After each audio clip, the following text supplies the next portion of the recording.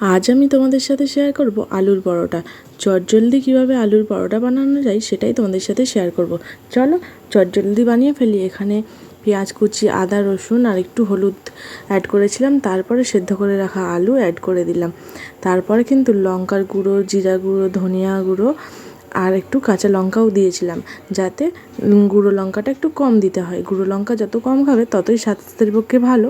সেই জন্য চলো এখন ভালো করে কষিয়ে নিয়ে আর নামিয়ে নিলাম। ঠান্ডা করে গোল গোল করে কেটে রেখে দিলাম। আর এদিকে পরোটার জন্য ময়দা, আটা তোমরা যে যেটা পছন্দ করো সেটা নিতে পারো।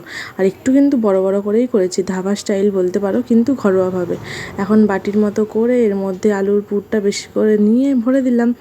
আর এর মুখটা তো তোমরা সবাই বন্ধ করতে জানো, আর আমিও এইভাবে বন্ধ করে দিলাম। আর তারপরে লেচিটা পুরো বেলে নেব। আর বেলে নেওয়ার পরে ব্যাস এবার ভাজার পালা।